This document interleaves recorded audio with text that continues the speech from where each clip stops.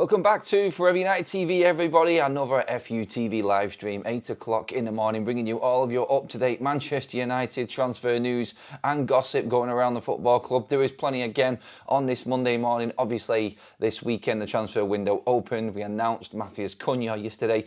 We've got updates on Bruno Fernandes and MBEUMO first and foremost at the start of this show today. We've got other updates coming in as well regarding Manchester United's midfield options and what's going on in the midfield area. All happening last night and through the news. Big updates from Romano on quite a lot today from what he said in his YouTube video yesterday as well. More options on the goalkeeping front and updates in that department as well. And your overall feelings in the live chat as usual on this Monday morning, 2nd of June, everybody. We are well and truly now up and running with the transfers. Everything is hotting up. I will start with obviously the MBEUMO and Bruno Fernandes situation, starting with the update on MBEUMO first of all, because we like to push the incomings a little bit more. They're a little bit more exciting to talk about than the outgoings. Obviously, we've got an update on Jadon Sancho as well, before I forget on that one from Romano and where we're at with that situation right now. But yeah, it does seem to be, every single one of these deals, before we get going, seems to be all rectified by the end of this week. So it's going to be quite a big build-up going in to the next weekend by the sounds of it, because every single one of these has got this week ending deadline kind of situation rolling around them. Starting with MBEUMO, that not so much a deadline of this week, but progression has been made. Now, yesterday when we talked about the update on Manchester United's finances and everything that we could possibly do with 125 million, which is what Mike Keegan was talking about and was reporting yesterday, we talked about the possibility of getting MBEUMO and the talks that had happened with United and how everyone had been made aware between United, Newcastle. We found out also that Arsenal are chasing MBEUMO, but not completely fully in as far as what Manchester United and Newcastle are. It now looks like Manchester United have stolen the match on Newcastle and are ahead of negotiations. In fact, a report last night came out, and then the Muppeteers actually went on top of that, saying that day by day now it's looking more and more likely that United can get MBEUMO done. He's more and more on board with the project and what's happening. So yesterday when we talked about MBEUMO and Manchester United selling the project and trying to do what they can to get players in, fighting against other clubs that have got Champions League football. We haven't got Champions League football, obviously.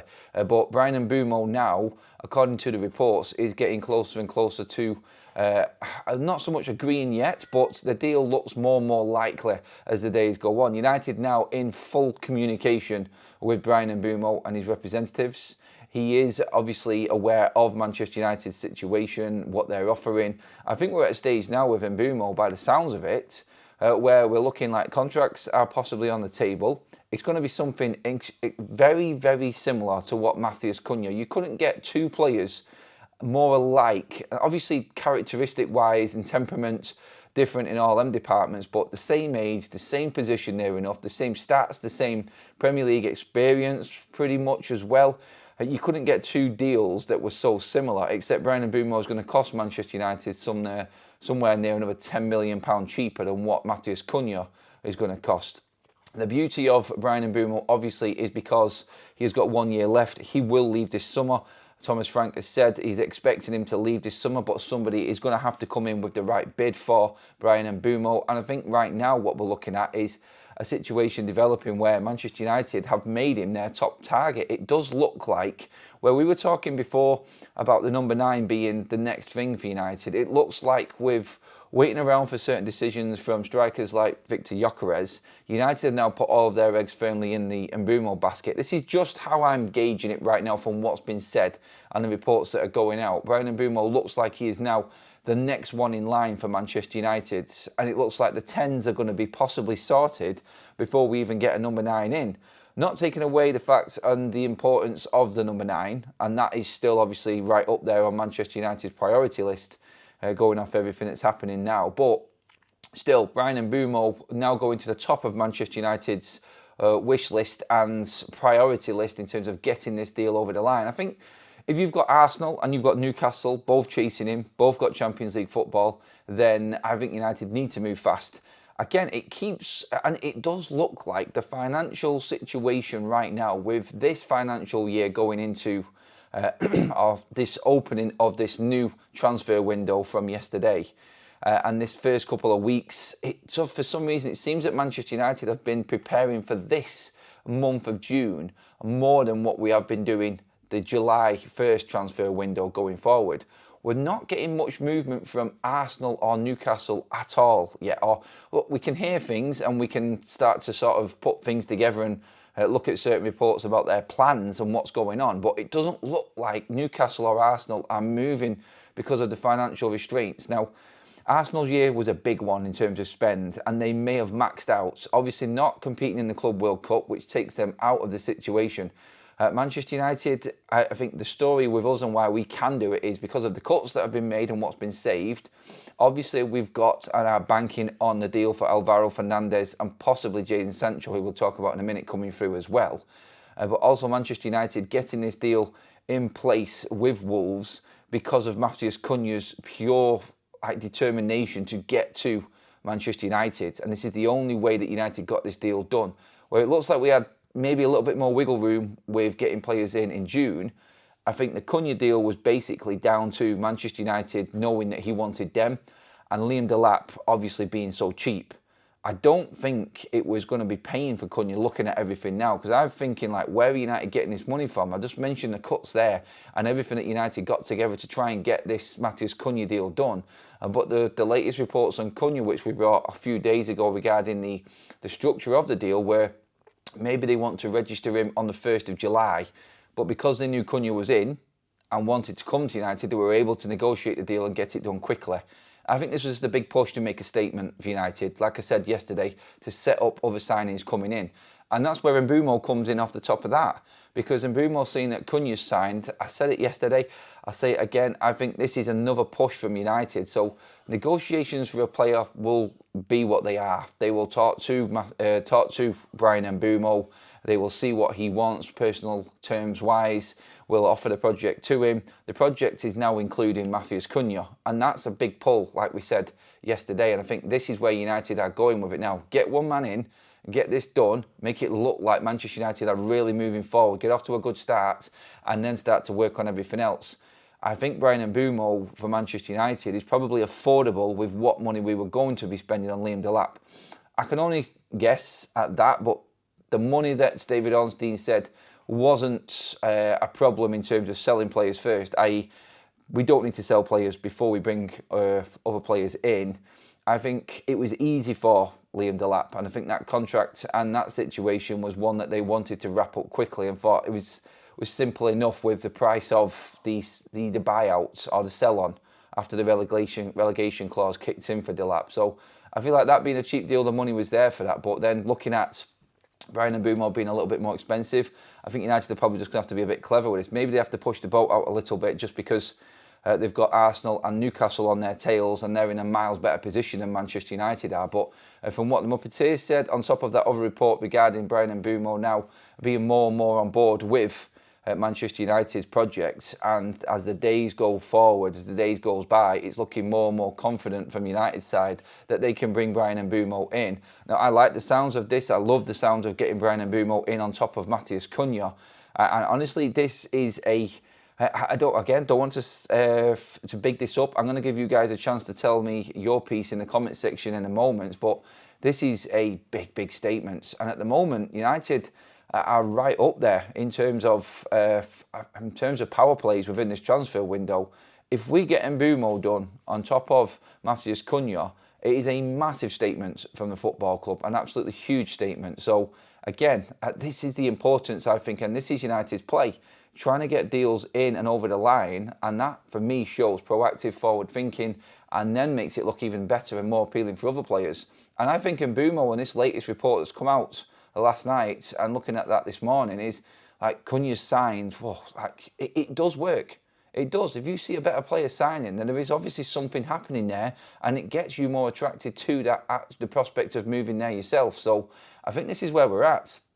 Let's get into the chat. First of all, a couple of super chats in from Ant and from Block. First of all, Ant says, still worry about not having a top number 8. We're moving on to that, mate. Got time for that in the show this morning, buddy, but thanks for the super chat.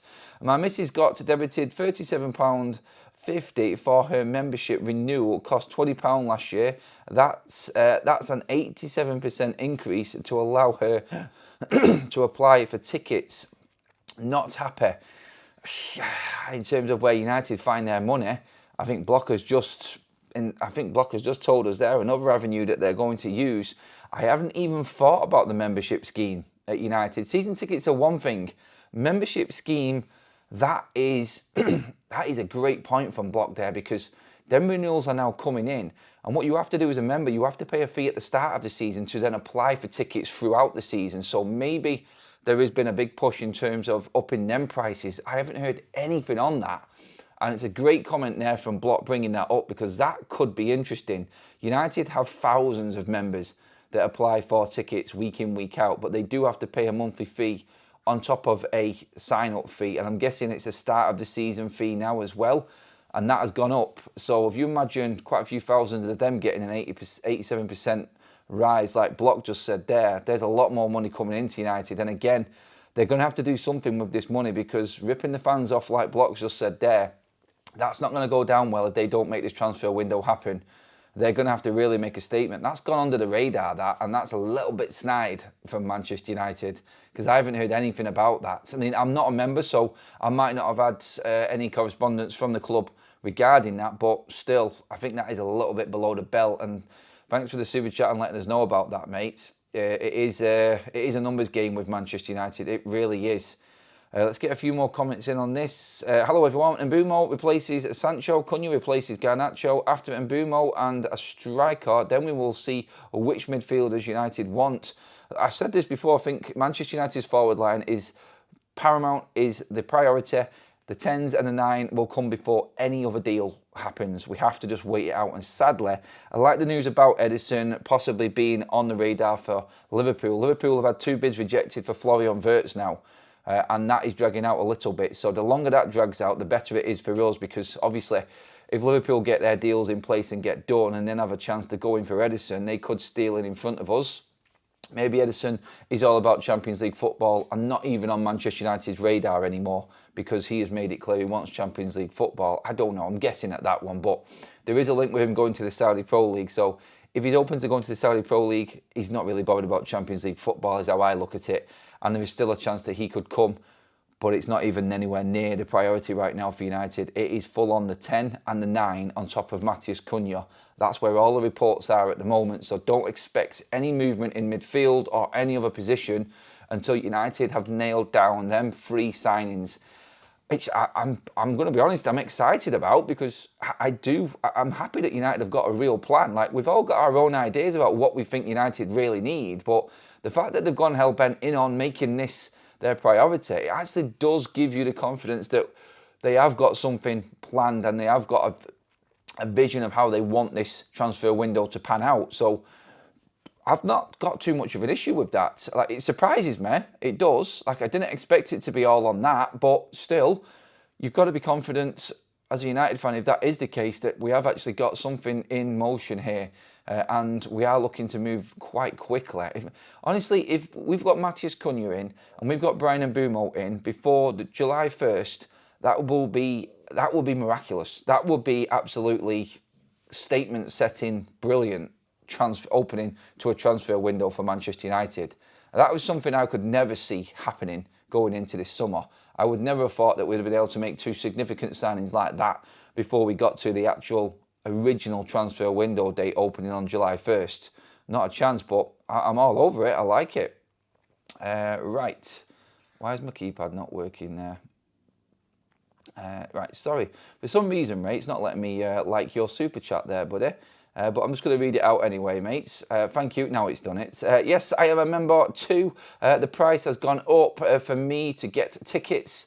So this is what, if you are a member, obviously, I don't know on the membership scheme. I'm not as well up as I am on the season ticket section.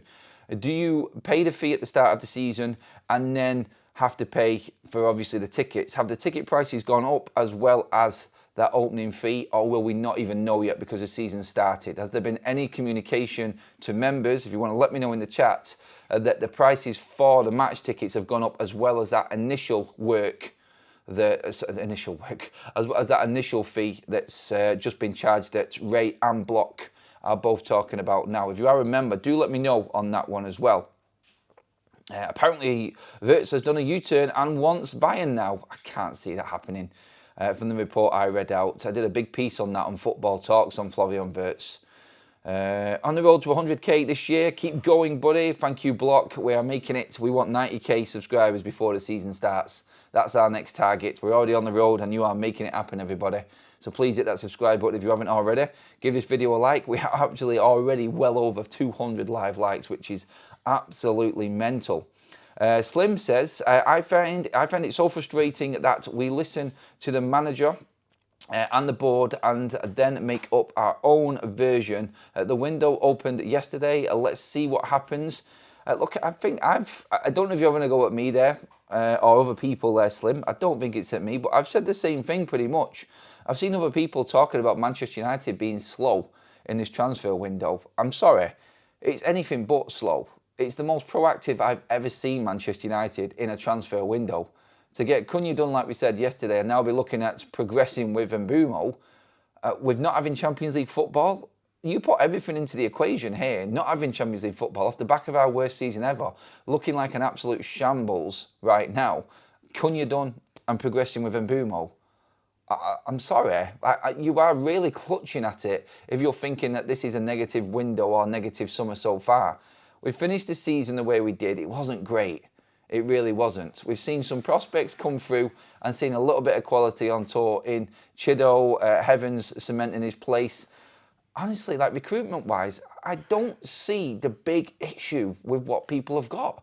I like Dorgu. Yeah, he's raw and he needs fine-tuning. He's coming better.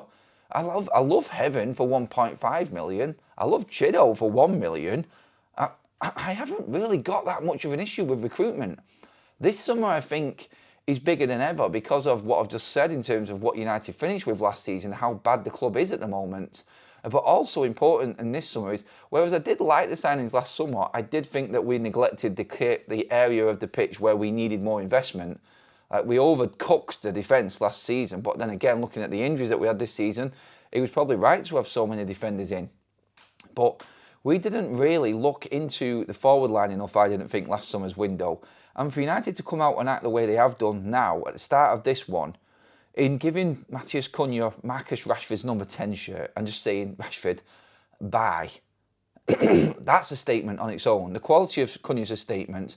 The MBEUMO talks now, and then going for a striker, this excites me even more in knowing that we've got Ruben with a plan, we've got Ruben knowing what he wants to do, and Ineos behind him trying to get him the players he wants.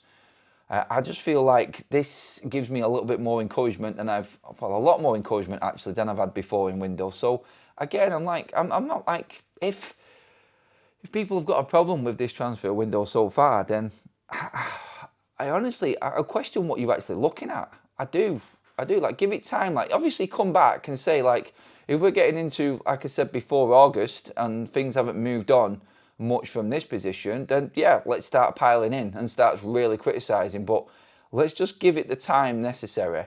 United have said, and Omar Barada has said, there is a plan in place for every single situation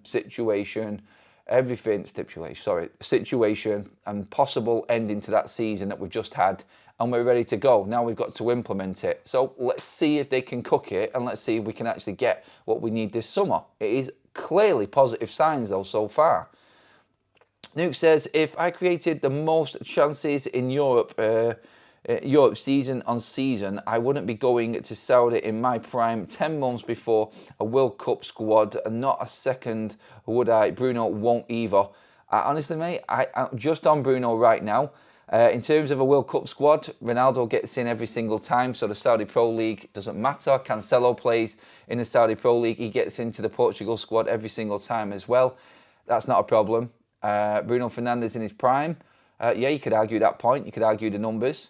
But honestly, this is probably Bruno thinking now that he isn't going to get anywhere else. United are not going to sell him to a rival because United are not going to get the same amount of money for him as they would from the Saudi Pro League. So I think Bruno knows where he stands. I think he knows his options, and this is his last move, and he's going to just line his pockets. And he deserves to go out and go in as much money as he wants, if he wants. And that's where we move on to now. Bruno Fernandes' situation. Obviously, you've seen the stories coming out last night. Fabrizio Romano was talking in depth on Bruno Fernandes last night. I think Ben Jacobs' one, first of all, was that Al Hilal feel more and more confident now after a week of positive talks with Bruno Fernandes and his agent. Romano did a video last night saying that Bruno Fernandes' agent was at the Champions League final in Munich for PSG versus Inter Milan. And now he's going to be talking with Bruno and Manchester United this week. So not only Bruno Fernandes talks going on this week, but Romano has actually said that he is talking to United. So this is the first point of contact between Al Hilal and Manchester United now. So Bruno's agent is going to go across from them talks in Saudi, which Ben Jacobs said have gone really positive, and the word from Al Hilal is they are confident that Bruno is going to sign. That was last night when that came out. Then now he's coming across, Bruno's agent that is, back into Europe, back to England. He's going to then relay all of their messages and what was negotiated with Bruno Fernandes. And then we are going to speak to Manchester United, as in Bruno's agent is also going to speak to Manchester United. That's the update. That is the key part in all of this here, because it's the first time. Now, we reported yesterday that Bruno Fernandes hasn't given any inkling to Manchester United at all yet about him moving away. There's been no communication at all about him wanting away. They know that he is obviously discussing it and is thinking it over, but he's given them nothing to go off in terms of him definitely wanting out. It was all going to be left down to Bruno Fernandes. The club are leaving it in his court to make the decision, and then United will act on that. And this is the first time that this has moved to that place. And that place is that there is now communication through Bruno's agents from Al Hilal to Manchester United, it would seem. Obviously, Al Hilal will make contact directly themselves regarding the necessaries and financials, but from what was said yesterday, if I had to gauge from last night's reports, I would say Bruno Fernandes looking more and more likely that he is leaving rather than staying, and that's what a lot of people have ran with. And I do think that because of what Ben Jacobs and Fabrizio Romano said, I think a lot of fans now are looking at Bruno as leaving Manchester United this summer. It's, again, not what I don't think a lot of Manchester United fans want, but like we've discussed on many shows before, the finances are impossible to turn down. Even I have said that myself, and you all know that I love Bruno Fernandes, and I've argued Bruno's case with many United fans, not just on this show, but on the streets and outside Old Trafford and with other people. And I do believe now it is coming down to the final days of this and Bruno Fernandes making a decision. But an interesting one that Ben Jacobs came up with on his report was Bruno needs to speak to his family. And his family are going to be big on this decision. Now, when you look at that, this is something that doesn't get discussed a lot. It's like, the deal's on the table. What does the player want? What does he want? What's the wages? Where's he going to be playing? It's great for him. It's great for the club. What about the family? Harry Kane made a massive point about this one time, and I was big on it. I think I remember talking about it. What about the family? And people don't take into consideration the personal side of things for players in big moves like this. Would you want your children who have grown up in Manchester, friends, school, everything like that, the whole community side around it and their way of living in Manchester, would you want to upstick your family and move them to Saudi Arabia? Now that, I think, is massive in this. And by all accounts, from reading into this a bit more on that side of things, Bruno's family are not that keen on doing this move or making this move, just from what I've read. I've just seen these little bits come out, and obviously it is going to be down to them on terms of this move, I think. Bruno isn't just looking at this for himself, as you would. You've got to think of everything in place. But would you want to move to Saudi Arabia if your life is in Manchester, knowing that you're comfortable, you're earning more than enough money There's a big project coming up at Manchester United under Ruben. Ruben wants you to stay. A lot of the fan base want you to stay. Why would you want to be moving from Manchester United? That's what I keep asking myself right now. Like, what is pushing him away? Is there something that bad? If you can see all the progress.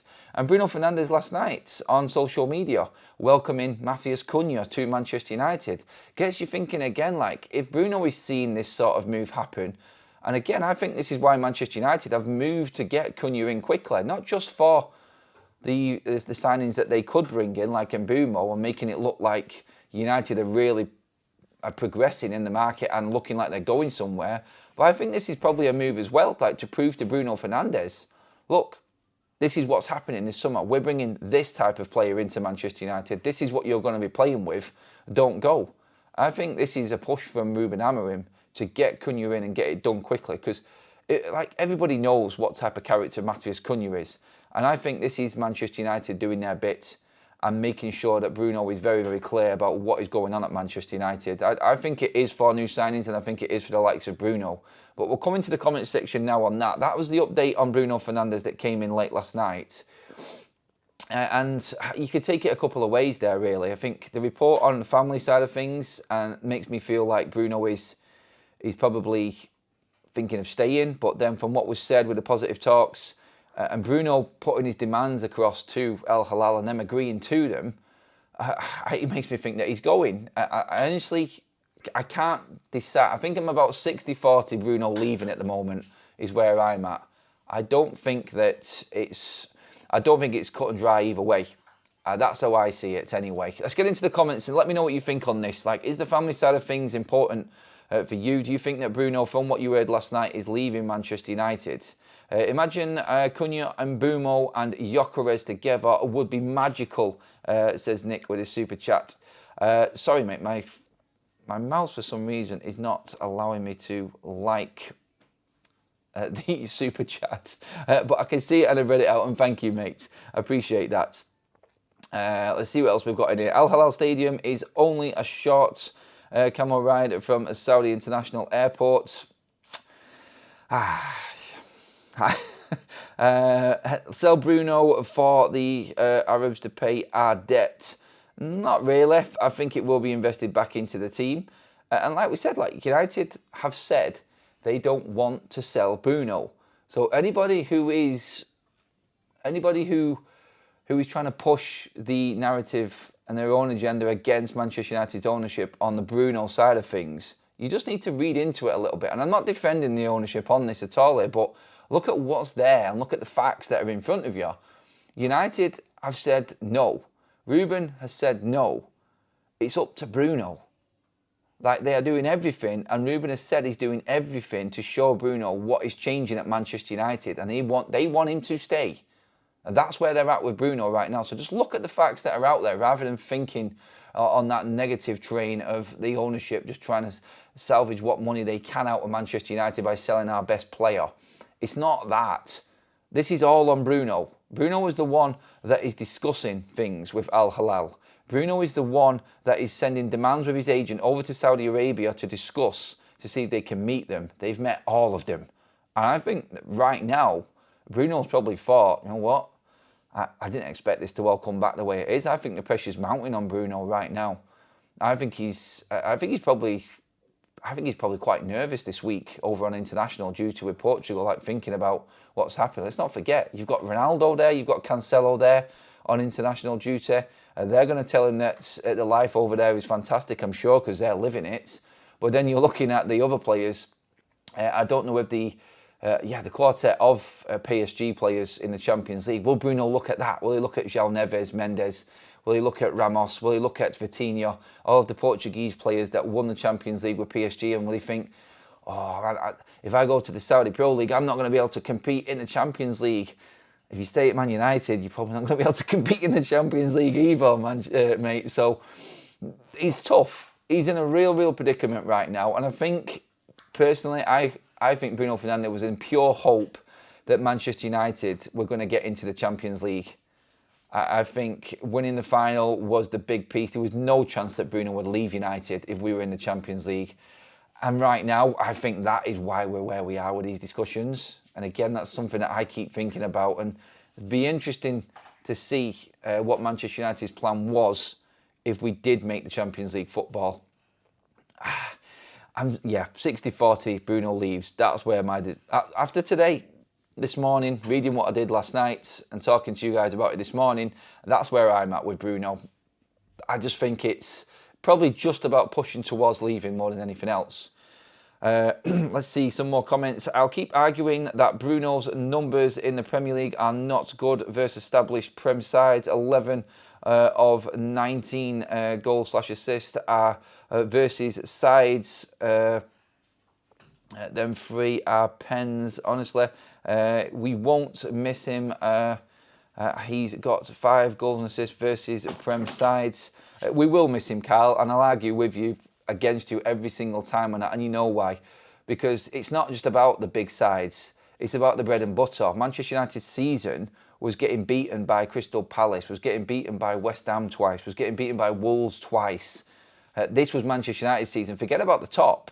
We're talking about a whole squad here that cannot compete against the likes of Wolves, West Ham, Crystal Palace, Brentford, Bournemouth, Brighton. Like, we're talking about these teams. Forget your top 6. United have dropped past that. And that's not Bruno. Bruno's numbers, you can talk all you want about the big sides. Like, look, he's got the bottle to put them penalties away against Manchester City. Do you know what I mean? He's got the bottle to put that ball away nicely under a pressure situation against Arsenal in the FA Cup. He's got all of that about him. Like, if Rasmus Højlund had something about him, he got an assist against Liverpool at Anfield as well in that game. Look, Bruno, against the big sides, I think that is just something that's used against him constantly all of the time. But that doesn't even worry me. It doesn't worry me one bit, mate, to be honest. My big concern is Man United not being able to beat the bread and butter. And that's what I look at. And United haven't been able to. As simple as. And Bruno has put up numbers in them games, but no one looks at that. No one looks at that minor little detail. And I think that is important for us to remember as well. Another super chat in from Ant says, people have a misconception of the Saudi family is most important, but he can secure their entire future in just 2 or 3 years in Saudi. Think about it. No, I do think about it. The money is definitely a big push for a lot of players moving over there. It is astronomical. It really is. I've got a few more super chats to get through. Loving the signings, but I need to see some more outs, says Ant. Sorry everyone, it's because I cannot for some reason on my keypad these super chats. I'm losing track of a few of them, so I'm just going to run through them quickly now again. Welcome, thank you for renewing, MUFC 87. New front line and no Anana, I'll be happy. Nick says, imagine Cunha and MBEUMO and ENQUIRIES together would be magical. I've read that one out before, actually. Morning, could you recap, mate, please? Yes, Max, I will in a moment. Thank you for the super chat, buddy. And then that one from Ant as well, just in there. So just to recap on everything that we have just spoken about already, that is that Bryan Mbeumo is looking more and more likely to happen as the days go on. This was a report that came out last night, and then the Muppeteers jumped onto this as well, saying that Manchester United are now making Bryan Mbeumo their next top target. And as the days go by, Bryan Mbeumo is looking more and more likely to jump on board the Manchester United project. The signing of Mathis Cunha has been a big statement from Manchester United in pushing what they see as a real progressive window forward, and Manchester United making real change. And I think this is helping Manchester United in the transfer window as well. And they're hoping it's going to help them in the transfer window. We just discussed Bruno Fernandes' situation from what happened last night. Ben Jacobs saying that Al Hilal are now more confident that this deal will be agreed with Bruno after a week of positive talks. Romano then backed that up and said that Bruno's agent is now back in Europe. He was at the final of the Champions League in Munich, and he's now going to speak to Bruno Fernandes and Manchester United on Al Hilal's proposal. So the first contacts between club to club regarding this transfer is what Romano was saying through Bruno's agents. Obviously, we're expecting club to club contacts anyway, but I think this is the first time that we've actually had something club-wise come to Manchester United from Al Hilal, and it's via Bruno's agent at the moment. So that's where we're at with them two situations. Obviously, Cunha was announced yesterday, which is great for us. That was the big news yesterday. Bryan MBEUMO is the next on the list for Manchester United. Welcome to the Members Club, Pitar. Thank you very much, buddy. Good to have you on board. Let's move on to the other news, which is on Jadon Sancho. And Romano, in the same video last night, was talking about Jadon Sancho's contract negotiations with Chelsea. He needs to fit into Chelsea's wage structure, first and foremost, and that is going on. Romano did say that they're expecting a confirmation by the end of this week regarding that. Will Jadon Sancho drop his wage demands to stay at Chelsea? Look, whichever way you look at it, Jadon Sancho will have one more year left on Manchester United's contract. He is going to be at another club next season no matter what. And he isn't going to get, I don't think, anywhere near the wages at any other club that Chelsea are probably proposing to him now. If he goes to Germany, he's got no chance of earning. I don't think he'll be getting anywhere near 150 grand a week. I think if Chelsea, right now, don't forget, he's on £250,000 a week at Man United as it stands, basic wages, without bonuses. I think he just needs to be negotiated. I don't know how much Chelsea, I can only guess what they're offering. I'm guessing it is a lot less than 200 grand a week. But this is where this is down to Jadon Sancho now. Is he bothered about the football or is he bothered about the money? He's got one more year to sit on his Manchester United contract before he goes for free. He's not going to, because I don't think anybody, and past that last year of Jadon Sancho's contract, is going to be looking at him and thinking, we need to get him in. We need to get Jadon Sancho in.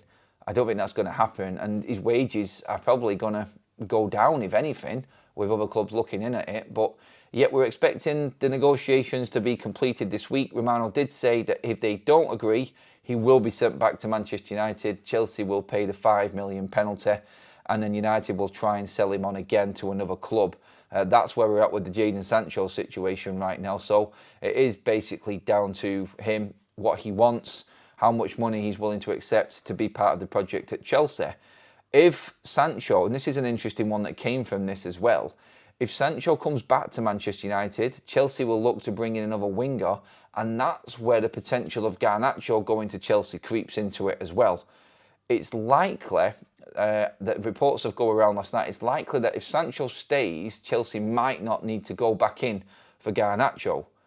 And that, I think, is going to be interesting to see as well, because I feel that Maresca wants Jadon Sancho, but Chelsea are open to probably taking Garnacho because he'll be on less wages.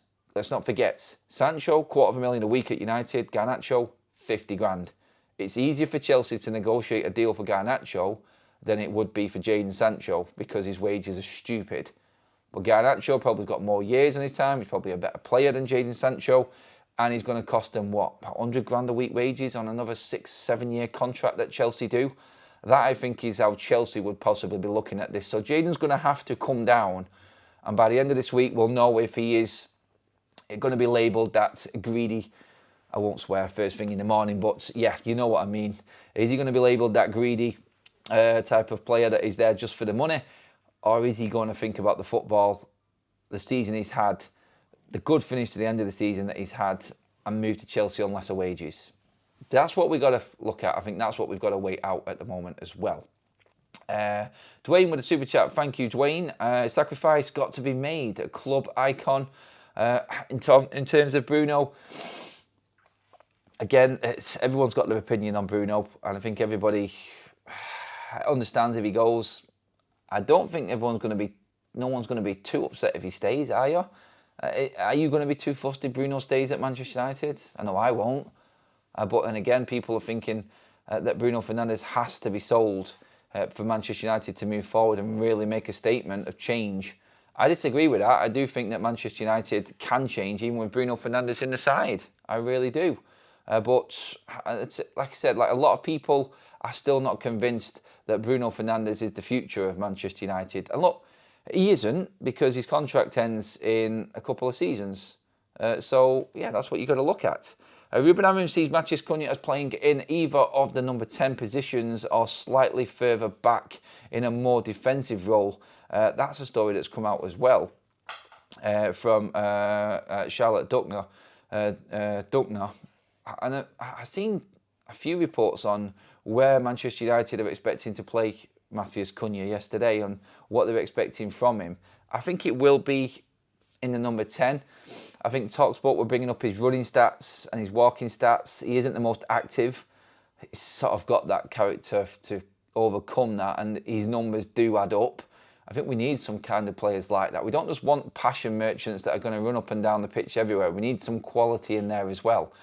And maybe Ruben will get more out of him anyway. I don't see him going deeper though, because that means that I think you're taking a little bit away from Matheus Cunha. I think he will play in the 10 roles. I don't see him dropping, unless Ruben's going to try and mix up his system somehow. I can't see that going down. A story that came out regarding Liam Delap's doubts about Manchester United as well. Liam Delap had doubts about Manchester United because of the way the team is, their position, and their mixed messages coming out around Ruben Amorim's future, whether he will be in charge or not. And that was from Andy Mitten and Talk of the Devils. So you can take that as a definite that Manchester United, the club, and the way that everything's going on at the club right now, the unease within the squad, the fallouts, the position, the manager, everything at Manchester United was a big part of why Liam Delap decided to go to Chelsea. And I can completely understand that. I've got no issue with the decision that Liam Delap made. Personally, if you are not a Manchester United fan and you're looking at both clubs, you're looking at that and you're saying, yeah, I think Chelsea's the right move. It's definitely the right move. I'm totally on board with that. I ain't got an issue with it at all. Cunha, Trincao, Bruno, what a set of 10s and 8s that would be, says Manny. Thanks for the super chat, Manny. Sorry that your Trincao dream is not coming to the fore, mate, I'm afraid. It doesn't look like he is going to be heading Manchester United's way, going off all of the stories. It looks like MBEUMO is the man. You're still going to be happy though, Manny. It is a good sign if we do make Bryan MBEUMO our next signing this summer. Please keep liking the video, everybody, as well. We've got well over 500 live likes, which is massive. Cheers, everyone. And please do make sure you hit that subscribe button as well if you haven't already. So be kept up to date with everything going on around Manchester United. I'll have you covered throughout this transfer window. Live at least 2 to 3 times every single day. On to the goalkeepers to finish up our show today. Emi Martinez, apparently. Now, this story came from The Sun, saying that he would be interested in the Manchester United project, is what was said by The Sun. I didn't see this report at first. There were bigger stories going around. And obviously with the news that came out yesterday regarding Manchester United's priorities, the goalkeeping side of things, I've just tried to keep people upbeat about because the thought of Andre Onana still being in goal next season sends shivers down everybody's spine. But United will buy a goalkeeper. I just don't think it's going to be as significant a goalkeeper signing as Emi Martinez, sadly, because if Aston Villa were looking to sell Emi Martinez and he was on the market, I would be all over that. I would be going out and making it a priority. But the club are not thinking that way, and Ruben isn't thinking that way, and it is a massive concern. But I do believe that United will bring in a goalkeeper. And you know what? If Bruno leaves, maybe the money's there to go out and buy a really good goalkeeper. But I think Manchester United will look to buy a midfielder. If we do sell Bruno Fernandes, you can guarantee United to go all out to try and get an 8. And that will be the new priority for Manchester United, on top of Bryan MBEUMO already. I think the clubs see Manchester United as selling Garnacho, Sancho, Alvaro. They're the ones that are going to bring us the money to bring in a Bryan MBEUMO and a striker with what money we've got. Any number 8 is going to be off selling any other players. And that would be Rasmus Højlund, Casemiro, Bruno Fernandes, possibly Andre Onana. There are other players there that can be sold. Obviously, Manchester United are looking to sell Antony and Rashford as well. No other updates on them, except that Manchester United want 35 million euros for Antony, which is ridiculous, and 40 million euros for Marcus Rashford as well. It's very, very cheap deals. I think it is a case of Manchester United clearing the decks and getting as much as they possibly can. I don't think we're getting enough for these players going off them prices. I really don't. I don't think Manchester United have got anywhere near what they can do out of any deal for Rashford or Antony. I just look at that and I just say we need to do more. And again, I think United just want the wages off the book. It's a big chunk. If you get rid of Rashford, Anthony and Jadon Sancho, that's going to save United a lot of money. And that just looks like where we're at with it.